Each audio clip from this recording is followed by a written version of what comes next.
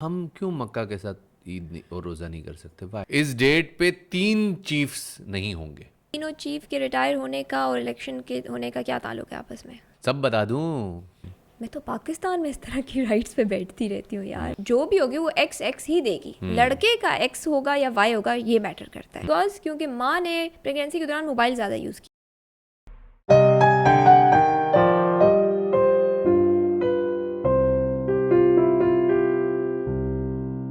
अस्सलाम वालेकुम ladies and gentleman, welcome to our show जिसका नाम है the queen and the jack show. मैं हूं आपका मेजबान शफात। आई एम रुबैका फरियाद। चलिए, क्या है कैसे आपके हैं पास आप आज? अफू? आपको पता है मैं कैसा हूँ। अचानक वाले रोज़ा, अचानक वाला रमज़ान कैसा लगा आपको? बहुत गुस्सा आया। गुस्सा है? बहुत गुस्सा आया। मतलब ये क्या तरीका है? हम लोग मतलब तकरीबन हम सोने वाले थे। हाँ सोने तो अगर आए थे लेकिन मेरे तो ख्याल में अच्छा हुआ है। मतलब अनाउंसमेंट लेट हुई है आज that I आपने चांद agree। देखा था? नहीं मैंने चांद नहीं देखा। चलो बस ठीक है ना। मैंने तो आज चांद देखा था, मुझे तो तो बहुत अफसोस हुआ। बिकॉज वो कहीं से भी दूसरी दिन का चांद नहीं था, वो पहली का चांद था। रियली? हाँ। खैर इस बारे में तो मैं कोई डिबेट नहीं कर सकती। मैं अच्छा इस वजह से कह रही हूँ क्योंकि देखो पूरी दुनिया में सऊदी अरब को लोग फॉलो करते हैं, ठीक है। हम पाकिस्तान और इंडिया ने अपनी 1.5 दिन की मस्जिद बनाई हुई है। हम अपनी तरीके से चांद देखते हैं। आज चांद नज़र आया, आगे नहीं आया। मतलब कितना डिफरेंस है यार, 4 घंटों का, 3 घंटों का। एक ऐप फवाद चौधरी ने जो डेवलप करवाई थी, उस ऐप से आप अगले 5,000 साल तक चांद का तुलू और गुरूब और उसकी हर पोजीशन वगैरह आप सब देख कैलकुलेट सकते कर हैं। सकते हैं, प्रिसाइज ऑन द डॉट। मुझे समझ नहीं आती इतने सारे लोग भर्ती करने का क्या मकसद है। और वो भी सारे अंकल फिर पता नहीं उनको। उलमाए कराम, चलो ऐसे कह देते हैं ना, इतने सारे उलमाए कराम आप लोगों ने बिठा लिए छत पे जाके, वो देख रहे हैं और दूरबीन लगा के। मतलब यार, अच्छा उसके बाद देख भी लिए, देखने के बाद वो शहादतें चाहिए उनको। फिर शहादतें आती हैं, अच्छा पहले ही शहादत पे कर लो, अच्छा नहीं शहादतों पे नहीं करना। मतलब मुझे समझ नहीं आता कि ये क्या बहस है कि आप, ठीक है हम इस बहस को इस हद तक तो मानते हैं कि उलिल अमर का इत्तबा होना चाहिए। उलिल अमर कह दे कि जी इतने बजे रोज़ा है तो बस रोज़ा है, ख़त्म हो गई बात, या इस दिन ईद है तो ईद है। लेकिन लॉजिक और रीजनिंग क्या है? अब वो ठीक है, लॉजिक के पॉइंट ऑफ व्यू से, साइंटिफिक पॉइंट ऑफ व्यू से मुल्तान और बावलपुर का पूर का एरिया ऐसा आ रहा था जहाँ वेदर भी क्लियर था और चांद की रोयत का इम्कान भी था। लेकिन यार चांद पैदा नहीं हुआ ना उस दिन। मुझे तो ये उस बात का वो है। मुझे तो खाली ये है कि बस सही है, पूरी दुनिया में एक ही रमज़ान, और अल्लाह करे पूरी दुनिया में एक ही ईद भी हो। हमारे जो फैमिली के कुछ लोग बाहर होते हैं वो वहाँ पे ईद कर रहे होते हैं, वो फ़ोन करते हैं ईद मुबारक, हम कहते हैं नहीं हमारा तो रोज़ा है। बल्कि ऊपर से सोने पे सुहागा। हम पेशावर वालों की तो कुछ और ही बात होती हाँ, है ना। पेशावर वालों का तो मसला हो रहा है। लेकिन वैसे जस्ट इमेजिनिंग, हम क्यों मक्का के साथ और रोज़ा नहीं कर सकते? वाई? तो मैं तो यही कह रही हूँ, अच्छा हुआ कि उनका देखो, ऐलान हुआ, हमारे हमारा भी 12 हो गया। रब्बिल अव्वल सेम होते सेम हैं, होते हैं। हमारा आशूर सेम होता है, और हमारे कौन सी मुहर्रम सेम होता है, हमारे एक और साथ और कौन कैलेंडर, सी इस्लामिक इंपॉर्टेंट कैलेंडर डेट्स एक हैं? साथ ही स्टार्ट होता है ना शब हमारा। मेराज सेम हो जाती है, और कौन सी इंपॉर्टेंट तो डेट्स बस हैं? फिर क्यों नहीं हो सकता? आई बस एग्री, आई एग्री। एग्री। तो उस लिहाज से इन्होंने चाहे लेट अनाउंस किया, जिस वक्त भी किया, एक रोज़ा हो गया। I was so happy about चलो, इट। तुम खुश हम खुश, तुसी खुश असी खुश। ओके, सो एनी मेरे न्यूज़? पास क्या है? मेरे पास क्या है? मेरे पास माँ है। माँ तो है, अल्लाह उसको सलामत रखे। मेरे पास एक खबर है, वो ये कि वो इलेक्शंस अनाउंस हो गए हैं। पिछले इलेक्शन कैंसिल हो गए, ये वाले इलेक्शंस आ गए। इन इलेक्शंस में जो डेट दी है इलेक्शन कमीशन ने, वो दी है 8 अक्टूबर की। 8 अक्टूबर की डेट दे दी है और 30 अप्रैल को होने वाले इंतखाबात मुलतवी कर दिए हैं। तो सब लोग बड़े तैयारी में थे, इवन नून लीग वाले बड़े तैयारी में थे। और नून लीग के अंदर आपको पता है ना, इस वजह से थोड़ी बहुत रिफ्ट्स भी आना शुरू हो गई थी। मरीम नवाज़ का जो कैंप है ना, वो ज़रा स्ट्रॉन्ग हो गया था, और फिर जिन लोगों को पोजीशन नहीं मिली थी वो रूठ गए थे, उसमें बहुत सारे लोग हैं। तो इस बिना पे खैर और भी बहुत सारी वजूहत हैं, लेकिन बहरहाल अब जो नई डेट आई, इस डेट के अंदर बड़ा मज़े का कमाल है। इस डेट पे 3 चीफ्स नहीं होंगे। First is commander in chief which is the president of Pakistan, वो रिटायर हो चुके होंगे। Second is the chief justice, जो कि ऑब्वियसली इस वक्त कोई डिसीजन पीटीआई के मतलब खिलाफ आना हम समझते हैं इट विल बी सरप्राइज कि पीटीआई के खिलाफ कम से कम कोई डिसीजन सुप्रीम कोर्ट से नहीं आ सकता। ये प्रेसिडेंट है, मैं ठीक है, कानून की वो बालादस्ती होनी चाहिए, लेकिन चीफ जस्टिस साहब के ऊपर अब ये एक वो लग चुका है, और वो कहते हैं नहीं नहीं, बाकी ऑडियो वीडियो लीक्स की कोई अहमियत नहीं है, जो है बस मैं ही कर रहा हूँ जो सही कर रहा हूँ। और तीसरा है जनाब, हमारा एक कौमी इदारा है ISI, उसके भी चीफ 11 सितंबर को रिटायर हो जाएंगे। हो सकता है शायद वो पहले ही चले तो जाएं इन घर। तीनों चीफ के रिटायर होने का और इलेक्शन के होने का क्या ताल्लुक है आपस में? सब बता दूं, बेस्ट फ्रेंड बना लूं। यार मैं बिल्कुल वो हूँ ना इस मामले में, ब्लैंक हूँ, मेरी तरह हो सकता है बहुत सारे ब्लैंक को, क्यों ना बताओ। भाई ये बातें बताई नहीं जाती, नजर नज़र लग लग जाती जाती है। ओके, आतिफ असलम की बेटी पैदा हो गई है, मुबारक हो, मुबारक हो, बहुत मुबारक मुबारक हो। हो, मुबारक हो। और उनका नाम उन्होंने रखा है हलीमा, हलीमा, बहुत प्यारा नाम है। बहुत ही प्यारा नाम है। मेरे ख्याल में इससे पहले उनके मुबारक 2 हो। बेटे हैं और अब तीसरी बेटी हुई है उनकी, इफ आई एम नॉट अच्छी बात ये है कि आतिफ ने अपने बच्चों को इस तरह से पब्लिक लाइफ में एक्सपोज नहीं किया हुआ, उनकी पर्सनल लाइफ अभी तक वेल इंटैक्ट है। I believe it's a personal choice, again आपकी मर्जी है, आप करना चाहो करो, आप नहीं करना चाहो ना करो, but it's a personal choice. बच्चों के लिए मुश्किल हो जाता है, या बच्चों के लिए मुश्किल हो जाता है उनकी। खैर आगे बढ़ते हैं जनाब। महमूद साहब को जानते हैं, अरे बुलबुले सर, वाले, महमूद असलम, उनके बिल्कुल। मतलब कोई बहुत ही फेक र्यूमर किसी ने बहुत बुरे तरीके से अनाउंस कर दी कि क्या? कि उनका इंतकाल हो गया है, खुदा ना ओए खास्ता। होए, अल्लाह सलामत कितनी रखे। बुरी है किसी के मुतालिक भी इस तरह की कोई न्यूज़ सर्कुलेट कर देना। और फिर उन्होंने घटियापन। बहुत घटियापन, फिर बहुत उन्होंने आके घटियापन। क्लैरिफिकेशन दी कि मैं जिंदा हूँ, सलामत हूँ, और जिसने भी नहीं न्यूज़ वैसे महमूद साहब जैसे हैं वो कह भी सकते थे कि वैसे तो मैं फौत हो गया था, लेकिन अब मैं आप लोगों की खातिर वापस आया हूँ। नहीं, but saying something like this was very awkward, awkward. घटियापन। किसी की भी मुतालिक ऐसी कोई भी बात करना बहुत ऑकवर्ड है। घटिया बात है, बिल्कुल सही सितारे बात है। इम्तियाज डिस्ट्रीब्यूट हुए हैं, डिस्ट्रीब्यूट नहीं, अवार्ड हुए हैं, sorry। डिस्ट्रीब्यूट तो नहीं कहना चाहिए, अवार्ड हुए। अवार्ड हुए हैं, यस, बहुत सारे लोगों को मिले हैं, फखरे आलम को मिल गया। बाबर आजम को मिले हैं, Babar Azam, Babar Azam, that's also right. Babar Azam को, बाबर आजम को मिल सॉरी, बाबर आजम को मिले। नाइस, आई लाइक्स। यार पता है ना, बाबर आजम और ये अकमल फैमिली जो आपस में क्या लगते हैं? कामरान अकमल के मामू का बेटा है बाबर आजम। बाबर आजम, बाबर आजम, बाबर आजम हो गया आज से इसका नाम।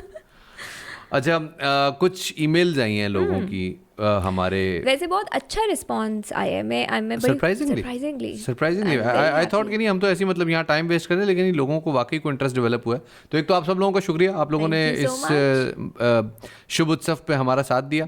और मुझे हैरत इस बात पे है कि बॉर्डर पार से इंडिया वालों ने हमें लंबी लंबी ईमेल्स लिखी हैं। अच्छा। एक ईमेल अब खैर एक साहब ने कुछ ज़रा ज़्यादा लिख दिया, लेकिन मेरे ख्याल में अब उन्होंने शामिल कर ही लिया और तो हम उनकी बात को शामिल करते हैं। वो कहते हैं, जनाब, hi Shafat Ali, my name is डा I live in abroad and want to highlight one key incident in civil aviation authority which happened in 2014. One of my friend who was hired in civil aviation fla and as we know the conspiracies of Pakistani so they put him in some conspiracies and fired him. He is a gem and obviously he's trying to flee to another country and is unable to do that because Civil Aviation Authority has put his name on ECL, exit control list पे उनका नाम चला गया. Please put up his issue and Pakistan is still surviving because Liaquat Ali Khan once said खुदा पाकिस्तान की हिफाजत करे and nothing else in recent blah blah blah blah. तो भाईजान, आपके ये जो भाई साहब हैं, इनका अपने इशू यहाँ पे अपने प्लेटफॉर्म पे उठा तो लिया है, लेकिन सच्ची बात है we can't do anything here, क्योंकि हम इस हवाले से आपकी इतनी मदद तो नहीं कर सकेंगे कि हम एग्जैक्टली उस बंदे को ट्रेस आउट कर सकें और उस बंदे की सारी डिटेल्स निकलवा सकें, क्योंकि ऑब्वियसली हर इदारे का अपना मौक़िफ़ होता है. But hey we are. Actually कभी कभी ना ऐसे लोगों को कहीं पे भी कोई छोटा सा प्लेटफॉर्म चाहिए होता है जहाँ से उनकी बात आवाम तक पहुँच सके समहाउ, जिसके साथ भी थोड़ी भी ज़्यादती हुई हो, चाहे सच में हुई हो नहीं हुई हो, तो उनको एक प्लेटफॉर्म तो चाहिए होता है ना, आवाज़ कहीं तो उठाए ना, कहीं तो बताए ना, वरना कैसे उनका मसला सॉर्ट आउट हो सकता है. एग्जैक्टली. सेम गोज़ फॉर एमन एंड मिनाल ब्रांड में उनके एक एम्प्लॉय था और वो काफ़ी अर्से से उनके साथ काम कर रहा था. मेरे ख्याल में इस ब्रांड को टेक ओवर जो है उनके भाई ने किया हुआ है, माज ने, जो एमन मिनाल का भाई है. ओके. तो उसके ऊपर उस बंदे ने ये क्लेम मतलब वो किया है कि ये मुझे पैसे नहीं दे रहे, मतलब it's such a big name और मुझे मेरी सैलरी नहीं मिल रही, जो कि मेरा लीगल राइट है, अगर मैं काम कर रहा हूँ तो मुझे इसकी सैलरी मिले. तो इसके ऊपर काफ़ी मतलब एक हैवॉक क्रिएट हुआ कि मतलब ये कैसी बात है कि ये लोग इतना अच्छा अर्न कर रहे हैं और एक बंदे को उसकी सैलरी नहीं दे सकते जो कि इनका रेगुलर एम्प्लॉई है. जिसकी क्लैरिफिकेशन में फिर उस ब्रांड ने कहा कि पहली बात तो ये कि एमन मिनाल का इस ब्रांड से कोई ताल्लुक नहीं है, सिर्फ जाहिर है उनका नेम यूज खाली होता नेम है, यूज़ हो रहा है, तो इसमें कोई उनको मॉडल खुद बैठ के चरखानी काट रही होती है. तो इसमें उनको लाने की तो कोई ज़रूरत नहीं बनती. सही बात है.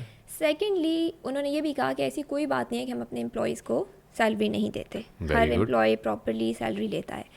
So now here comes the point कि अगर कोई ऐसी बात है, जैसे अभी इन्होंने भी कहा कि कोई इशू कहीं तो पहुंचे ना, कोई तो आवाज़ उठाए, तो अगर है तो ऐसा नहीं होना चाहिए, बिकॉज ऑब्वियसली अगर आपके एम्प्लॉय हैं तो इसकी आप एक वजह ये भी है कि हमारे लोगों को ये नहीं पता कि हमारे मुल्क में वर्कर राइट्स क्या हैं, लेबर राइट्स का हमें बिल्कुल नहीं लेबर पता। राइट्स का आइडिया हालांकि मेरे ख्याल में बहुत आसान बात है कि अगर आपको सैलरी नहीं मिल रही तो आप अपने राइट्स कोर्ट में क्लेम कर सकते हैं, आप कोर्ट के जरिए अपनी सैलरीज रिलीज़ करवा सकते हैं। ना सिर्फ ये बल्कि कोर्ट आपके इदारे को पाबंद कर सकती है कि वो आपको फायर भी नहीं कर सकते, वो आपको सैलरीज देंगे और एक मुद्दत उसमें मुतय्यन की जा यहाँ पे सकती क्या है। होता है, यहाँ पे तो कितने कितने अरसे का बैकलॉग होता है, even we suffered the backlog 6 months 7 months। मेरे जितने भी जॉब चेंजेस हुए हैं उन सब की वजह सिवाय ARY के सैलरी बैकलॉग मेरे ख्याल में ये तो कॉमन क्लॉ रखा जाता है ना कि अगर आपने जॉब्स खुद छोड़ेंगे तो आप 1 month पहले आप नोटिस पीरियड सर्व करेंगे और उसके बाद आपको फिर वो जॉब आप स्विच कर सकते हैं। मेरे ख्याल में ये बहुत ज़रूरी है कि कॉन्ट्रैक्ट साइन करने से पहले पढ़ लिया जाए और जो लेबर राइट्स हैं वो ज़रा भरपूर तरीके से देख लीजिए। पाकिस्तान में लेबर राइट्स काफ़ी बेहतर हैं कंपैरेटिवली, लेकिन अगेन कानून पता नहीं है इनको और हमें भी नहीं पता और हम कानून से नावाकिफियत है, तो उसकी बिना पे ये तो मुझे पहले बताई होती, मैं इसके ऊपर मेरे पास एक पूरा फर्रा पड़ा है, वो मेरे एग्जाम में एग्जैक्टली नहीं आ रहा, मैं वो पूरी तुम्हें क्लॉजेस पढ़ के सुना सकता था कि वो तो क्या कोई बात सीन है। नहीं, जब आप दोबारा इसको करो तो आप उसमें चलो नेक्स्ट टाइम फिर कभी देख लेंगे। हाँ जी, आगे क्या? अच्छा, आगे ये है कि ये न्यूज़ स्पेशली मेरे लिए थी और मेरे जैसे उन तमाम लोगों के लिए जिनको अम्यूज़मेंट पार्क्स जाने का बड़ा शौक होता है और जितनी भी हॉरिबल तो नहीं कहूँगी, वो वाली राइड्स होती है ना जिसमें आपके खूब एड्रेनलिन रश। जीज पुल होते हैं। यस। यार हांगकांग का एक बंदा था और उसने क्या किया कि ये जो बंजी जंपिंग होती है जिसमें से ऊपर से आप यस यस यस। और वो नीचे पानी में उसने जंप करनी, मतलब ऊपर से होना था और वो रोप जो है वो टूट गई। वो शूट और बंदा बच गया। बंदे को मल्टीपल इंजरीज हुई हैं यार, मल्टीपल इंजरीज हुई हैं और वो कहता है कि मुझे ऐसा लगा कि जैसे मुझे एक साथ किसी ने बहुत ज़्यादा स्टैप कर लिया हो, बेचारी की बुरी हालत। बट उस अम्यूज़मेंट पार्क वालों ने ये किया कि उसको $300 दे दिए, जस्ट $300 कि आप अपनी मतलब हॉस्पिटल बिल पे कर दें। बट यार उस बंदे की जान जा सकती थी और ये तो चलो हांगकांग का ट्रैवलर था जिसको मल्टीपल इंजरीज हुई हैं। इस और ये इंजरीज हुई कहाँ है इसको, मतलब ये पार्क कहाँ पे था, म्यूजियम ये पार्क? पार्क कहाँ पे था ये मुझे अभी एग्जैक्टली नहीं पता, चलो वो हम देख लेंगे, गूगल फिगर आउट कर लेंगे। लेकिन वो वीडियो जो है ना वो बड़ी ही हॉरिफिक है और मुझे उसमें डर ज़्यादा ये लगा कि ये तो चलो कहीं बाहर का इंसिडेंट था जहाँ पे हांगकांग का ट्रैवलर था, मैं तो पाकिस्तान में इस तरह की राइड्स पे बैठती रहती हूँ यार। ये और अल्लाह ना करे, मतलब इतनी सेफ्टी प्रिकॉशंस हम लोग राइड्स में नहीं वो मेक श्योर, और नाम इंश्योर्ड होते हैं, ना इंश्योर्ड होते हैं नाम हम लोग हमारे वो कौन से पार्क में पूरी झूला गिर गया था, तो इस तरह की तो और झूले गिरते रहते हैं इसमें अल्हम्दुलिल्लाह हमारे पेशावर के तातारा पार्क को एक बड़ी ख़ास हैसियत हासिल है। यहाँ कराची में एक बड़े मारूफ पार्क का एक पूरा झूला गिर चुका हुआ है अपने इनॉग्रेशन के चंद दिनों बाद। अच्छा। हाँ, बड़े बंदे उसमें ज़ख्मी हुए, गालबन एक खातून फौत भी हुई थी उसमें। एक ईमेल और आई है और वो ईमेल में डिटेल बहुत ज़्यादा नहीं है। एक खातून है इस्लामाबाद से, उन्होंने हमें ईमेल किया और उन्होंने कहा कि भाई आप ने डाउन सिंड्रोम के हवाले से बात की, thank you so much for that.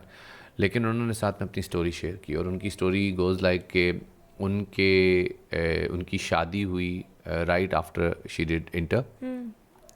उनकी शादी होती है 2015 में और 2016 नहीं 17 में उनको जो है ना अल्लाह पाक औलाद की नेमत अता करता है और उनका first born was with down syndrome. तो उनके शौहर साहब ने और उनके ससुराल ने ये प्ली बनाया और ये जो है वो मुकदमा बनाया कि ये वो बच्चे होते हैं जो कि, और ये बीमारी उन लोगों को होती है कि जो इलेजिटिमेट होते हैं और इस बुनियाद पे उन्होंने डिवोर्स दे दी खातून को और वो खातून अब इस्लामाबाद में है और वो she is surviving on her own. और उन्होंने कहा कि जी, उन्होंने काफ़ी डिटेल्स लिखी हैं और ज़ाहिर है एक साइड की बात सुन के आप पूरा वो नहीं कर सकते, लेकिन मैं इस हवाले से पहले तो ये कहना चाहता हूँ कि अगर ये सच है और 99% चांस है कि सच होगा, तो एक दफ़ा उस शख्स पे, उसके खानवादे पे, जो उसके ज़ाहिर चूँकि पीछे बैकिंग होगी, उसकी तरबियत करने वालों पे ज़रा भरपूर किस्म की लानत भेजते हैं। और ये जानते हुए कि ये कोई वन ऑफ इवेंट नहीं है इस माशरे में, ये हमारे माशरे की साइकी है। अब पहली बात तो ये कि ये तो चलो एक उस बेचारी को, एक बच्चे को एक डायग्नोज हुआ था, आप ये बात करते हो, ये तो डायग्नोसिस के बेसिस पे उसको कह रहे हैं। वैसे जनरली एक बहुत छोटी सी बात है, किसी ख़ानदान में बेटी नहीं पैदा हो रही, ब्लेम किसको जाता है? औरत को। तुम बेटा नहीं पैदा हो रहा, बेटा नहीं पैदा हो रहा, बेटा नहीं पैदा होता तो ब्लेम जा रहा है औरत को कि तुम बेटा नहीं ला सकती, तुम हमारी दूसरी शादी कर लो, दूसरी शादी कर लो। जैसे दूसरी शादी करने से उसके जितने भी जीन्स हैं वो चेंज हो जाने हैं और उसके हालांकि बच्चे के जेंडर का रिस्पॉन्सिबल जो है वो मर्द है, बिकॉज एक्स क्रोमोसोम्स जो है वो फीमेल के होते हैं और एक्स वाई जो है वो मेल का होता है। जब भी एक्स वाई क्रोमोसोम्स मिलते हैं, मतलब आप एक्स, और जब भी कोई बच्चा कंसीव होता है तो वो फीटस फीमेल ही होता है, फीटस फीमेल ही होता है। एग्जैक्टली यानी हर बच्चा पैदाइश मतलब जब वो कंसीव हुआ है तो तब वो फीमेल है, मेल ऑर्गन्स बाद में डेवलप होते हैं। Is that right? Male organs मतलब आपके दो एक्स और वाई आपकी मतलब किसी भी मेल की तरफ से आएंगे और एक्स किसी फीमेल की तरफ से आएंगे, ठीक है। अब ये डिपेंड करता है कि एक्स और एक्स आपस में क्रॉस करता है या एक्स और एक्स वाई क्रॉस कर लेता है, ठीक है। इन शॉर्ट लड़की का कोई दोष नहीं, लड़की का कोई ताल्लुक नहीं, बिकॉज लड़की जो भी होगी वो एक्स ही देगी। लड़के का एक्स होगा या वाई होगा ये मैटर करता है। तो ये तो ब्लेम किसी सूरत भी लड़की को जाता खातून ने नहीं। जिन्होंने ईमेल लिखी है ना, उन्होंने कहा है कि इस सिलसिले में जो सबसे भयानक किरदार है वो हमारे मस्जिद के इमाम साहब ने प्ले किया, और उन्होंने इस हवाले से एक अजीब व गरीब किस्म की नशिस्त रखी और आदिल गवाह मांगे, यानी 4 गवाहान चाहिए। मुझे नहीं पता किस बात के लिए, लेकिन ऑब्वियसली मैं इतनी डिटेल में इसके नहीं गया और मेरा तो हिम्मत ही नहीं पड़ी कि मैं इसको रिस्पॉन्ड कर सकूं। लेकिन बहन मेरा कभी भी इस्लामाबाद आना हुआ तो मैं कोशिश करूंगा कि आपसे मुलाकात करूं और आपकी कहानी अगर आपका दिल चाहे तो आप लोगों के सामने हमारे प्लेटफॉर्म के थ्रू रखें, बिकॉज़ ये सिर्फ एक आपका मसला नहीं है। इस तरह के बहुत तेरे इंसिडेंट्स हैं जहाँ पे बीमार या ज़हनी तौर पे माजूर बच्चा माँ के पल्ले डाल दिया जाता है कि ये तुम्हारी वजह से आया, तुम्हारे ख़ानदान से आया है, मेरे ख़ानदान में तो कोई दूर दूर तक है, कोई ऐसी कोई बात नहीं होती। ये मनजानिब अल्लाह होता है और उसकी विल के आगे हम कुछ नहीं कर सकते। हाँ, अलबत्ता हमारी खुराकें nothing to do with any abnormality. इसका किसी बैग देखो ना, मैं अब ये खैर इसका कोई ताल्लुक नहीं है। फलूजा एक शहर है इराक में, बैटल ग्राउंड है, हॉट बेड रहा है वो 2003 से लेके 2014 तक। जंग खत्म हो चुकी है, हालात नॉर्मलाइज हो रहे हैं, अभी तक वहाँ पे बच्चे माजूर पैदा हो रहे हैं। वो क्यों? क्योंकि बिकॉज रेडियो एक्टिव एक्सपोजर बहुत ज़्यादा था। यहाँ पर तो नहीं हुआ ना रेडियो एक्टिव। मैं एक बात कर रहा हूँ कि माजूरी की वजह रेडियो एक्टिव एक्सपोजर हो सकता है। हाँ। हमारी खुराकें हो सकती हैं। अब मिसाल के तौर पे ये जो हमारे मलीर से जो सैंपल्स कलेक्ट हुए पालक के और मेथी के, इनमें lead levels are 5000 times more than the normal range. 5000 times. तो वो कैसे आ रहे हैं? क्योंकि वो सीवेज के पानी से और इंडस्ट्रियल वेस्ट पे उनको वो cultivate, obviously it leads to some abnormalities. It may lead to, लेकिन again nothing is certain about it. और ना किसी एक बच्चे को देख के उसकी माजूरी, पहली बात है कि डाउन सिंड्रोम माजूरी नहीं है। डाउन सिंड्रोम एक कंडीशन है, जैसे किसी की साइनस हो सकती है, कोई आदमी लेफ्ट हैंडर हो सकता है, कोई राइट हैंडर हो सकता है, कंडीशन हो सकती है ना। डाउन सिंड्रोम भी कोई माजूरी नहीं है। इसी तरह और बहुत सारी चीज़ें वो माजूरी, ऑटिज्म माजूरी नहीं है। फैमिली की बात है यार, फैमिली में उसको ब्लेम करते हैं, ठीक है, कि ऑटिज्म हुआ है। इट्स बिकॉज क्योंकि माँ ने प्रेगनेंसी के दौरान मोबाइल ज़्यादा यूज़ किए। देखो भला, मतलब डज इट मेक सेंस? हमारे माशरे के अमूमी सोच है। कोई भी ब्लेम जो औरत को दिया जाता है उसमें कहीं पे भी कोई बात इतनी सी भी, इतनी रत्ती बराबर भी सही नहीं होती। लेकिन हमने ब्लेम गेम तो खेलनी है ना। सही बात है। और ब्लेम और बेटे को बचाना, बेटे को बचाना है। और जो माजूर औलाद आपकी नज़र में है उससे जान भी छुड़ानी है, डिस्पोज भी तो करना है ना उन बच्चों को। तो ये वजह है जिसकी वजह से माशाल्लाह हमारे माशरे में सोच है। तो या फोर पॉज एक इंटरनेशनल हमारे पास एनिमल राइट की ऑर्गेनाइजेशन है जिसने पाकिस्तान में अप्रोच किया, क्योंकि पाकिस्तान में कराची में नूर जहाँ के नाम से एक हाथी है जिसको अपेरेंटली शायद स्ट्रोक हुआ है, जिसकी वजह से उसका एक पाँव जो है वो बिल्कुल अब काम नहीं कर रहा। बट वो जो पिछले पॉज उसने अंदर से गेड़े एग्जैक्टली। हाँ, वो लेग्स मैंने देखी नहीं, मुझे समझ नहीं आएगा क्या हाँ, मसला। तो वो प्रॉब्ली उसे स्ट्रोक हुआ है, उस स्ट्रोक की वजह से उसके पिछले वाले लेग्स जो हैं वो काम नहीं कर रहे, लेकिन उसके ऊपर अगेन एक्शन नहीं हो रहा। तो animal rights is a very important topic again to discuss, because हर जगह पे अगर आप देखो ना, कुत्ते हों कि गधे हों कि कुछ भी हों, उनके ऊपर हर किस्म का अब्यूज़ होता है, हर किस्म का, ठीक है। खैर हमने तो इंसानों को नहीं छोड़ा, तो हम जानवरों की क्या बात करते हैं, but again it's a very very important topic to highlight कि हम एनिमल्स को भी प्रोटेक्ट करें, हर लिहाज से उनको शेल्टर प्रोवाइड करें। क्या ज़रूरत है एक जानदार को किसी भी तरीके से तकलीफ़ पहुंचाने की। सही बात है।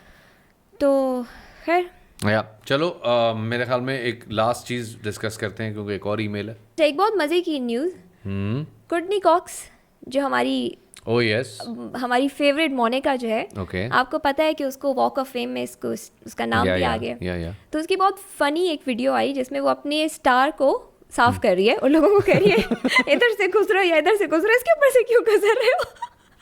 तो फैंस ने कहा कि she is just like oh my god Monica, कि वो उसको अपना नाम भी जो है ना, और फिर अपने नाम के बाद फिर जेनिफर का नाम साफ कर रही है। तो that video was really good. Along with that Naatu Naatu गाने की आपको पता है जितना वो फेमस हुआ है, तो क्विक स्टाइल कैसे पीछे रह सकता था। तो क्विक स्टाइल ने भी नाटू नाटू पे performance the, which is really good. तो उसका लिंक डाल दें नीचे डिस्क्रिप्शन में, लिंक डाल देते हैं मैं दोनों चीज़ों का।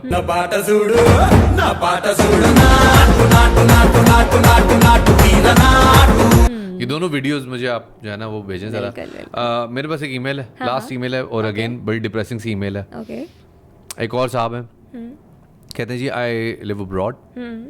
चलो उनकी डिटेल, क्योंकि ईमेल बहुत लंबी है, टाइम बहुत शॉर्ट है। बाहर रहते हैं, 2.5 साल बाद वापस आए हैं, और बेगम जो है वो अब डिवोर्स चाहती हैं। ओके, शादी के 30वें दिन ये चले गए थे, फिर फंस गए, फिर प्रोसेस नहीं हो सके।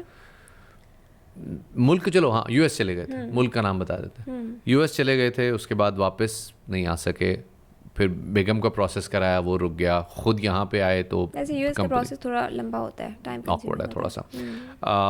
अब जब वापस आए हैं तो बेगम साहिबा कहती हैं कि भाई आप के साथ गुजारा नहीं हो सकता। ये साहब ने एक बड़ी, मतलब जिस तरह से इन्होंने अपनी बेगम के बारे में लिखा है, तो बड़ा लगता है कि बड़े डेस्परेट हैं उनके साथ वापस आने के लिए, और ही रियली लव्स हर, लेकिन और बड़े लॉयल भी हैं, लेकिन बेगम साहिबा जब इंटरेस्टेड नहीं, बताएं क्या करें। What do you think? यार मेरे तो ख्याल में कि बजाय इसके कि आप ऐसे बंदे के साथ और टाइम लगाओ जिसका आप में इंटरेस्ट नहीं रहा, तो क्यों ना आप खुशी खुशी आप अपने मतलब रास्ते अपार्ट कर लो। Let her live, let her आप अगले के डिसीजन को रिस्पेक्ट करो ना। Why to tag along with someone who doesn't love you anymore. इन साहब ने अपना नाम लिखा है, तो मेरे ख्याल में हम भी इनका नाम ले लेते हैं, तैमूर नाम है इनका, और इन्होंने अपनी वाइफ का भी नाम लिखा है, तो मेरे ख्याल में हम नहीं लेते उनका नाम, लेकिन जस्ट टू बी श्योर कि हम आपकी इजाज़त से आपकी प्राइवेसी डिस्कस कर रहे हैं। और जैसे आपने कहा कि जी अगर खातून नहीं चाहती तो मेरे ख्याल में ज़्यादा पुशअप करने की ज़रूरत नहीं। अगेन एक टैबू है डिवोर्स, एक टैबू ही है हमारी सोसाइटी में कि अगर डिवोर्स हो गई किसी कपल की या किसी भी तरह, तो लड़की जो है वो सर्वाइव नहीं कर सकती माशरे में, उसको एक स्टिग्मा उसके साथ स्टिग्मेटाइज कर देते हैं। तो come out of this taboo. I believe अगर वो नहीं रहना चाहती तो बहुत अच्छी बात है, वो ओपनली आपको बता रही है। आपके लिए बहुत सारी। आपको नहीं लगता कि इस आदमी के एंड पे जितनी ये डेस्परेशन शो करे, इसको एक और चांस मिलना चाहिए? चांस मिलने में कोई मतलब मुज़ाहिका नहीं है, मेरे ख्याल में उनको भी चांस देना चाहिए। लेकिन अगेन आपको पता है कि affiliation it's like something beyond your control. अच्छा, लॉन्ग डिस्टेंस रिलेशनशिप्स हमारे मुल्क में मतलब खैर पूरी दुनिया भर में, लेकिन हमारे मुल्क में इनको एक ख़ास हुआ है क्योंकि आप निकाह के और शादी के बाद यूजुअली यू फ्लाई ऑफ। बाकी मुल्कों में तो खैर ये बाकी कल्चर्स में थोड़ा डिफरेंट है, लेकिन चलो अगर आप मेरा ये इस पर पॉइंट ये है कि अगर आपने किसी खातून का प्रोसेस करवाना है या जो भी करवाना है और इसमें टाइम दरकार है, तो निकाह के बाद ही क्यों प्रोसेस शुरू हो? वाई नॉट कि आप इंगेजमेंट के बाद वो प्रोसेस शुरू करवा लें। ठीक है कि आपको अपनी वो वेडिंग शो करनी पड़ती है अपनी वो, लेकिन आप किसी को भी प्रोसेस तो स्पॉन्सर कर सकते हैं। नहीं, लेकिन नहीं हो सकता ना जब तक आपका निकाह ना हो, तो आप अपनी स्पाउस के साथ ट्रैवल नहीं कर सकते ना, आपको मैरिज सर्टिफिकेट और डिफरेंट डॉक्यूमेंट्स चाहिए ना। अच्छा, फिर इसमें ये भी है कि अगर आपको टाइम लग रहा है तो इस हवाले से क्या अंडरस्टैंडिंग हो सकती है कि वो खातून जो है इन द मीन टाइम अपने वालिदैन के पास ही रहें, ना आए अपने ससुराल में, क्योंकि यहीं से सारे प्रॉब्लम्स हाँ क्रिएट ये होते हैं है। ना। तो उनकी रुखसती हुई भी थी या जस्ट निकाह ये हुआ तो हुआ खैर था? उन्होंने नहीं लिखा। हाँ ये अगेन एक बहुत बड़ा इशू है। अगर देखें, आप शादी करके आप एक लड़के के लिए उस घर में जाते हैं, ठीक है ना, जब वो लड़का ही नहीं है वहाँ पे और एक सारे पराए लोग हैं आपके इर्द गिर्द, तो आप फिर वो बॉन्ड ही नहीं बिल्डअप कर सकते ना आप, unless but don't you think अगर वो अपने वालिदैन के घर में भी रहेंगी तो वालिदैन के लिए भी बड़ा स्टिग्मा हो जाएगा, यार हमने तो शादी करा दी थी भाई, तुम वापस क्यों आ गए? देखो अगेन ये हमारी मुआशरे की, मैं कहूँगी एक बुराई है। उस लड़की की शादी हो गई है या निकाह हो गया, और अगर वो अपने अम्मी के घर आना चाहती है या रहना चाहती है तो इसका किसी से कोई कंसर्न नहीं होना चाहिए।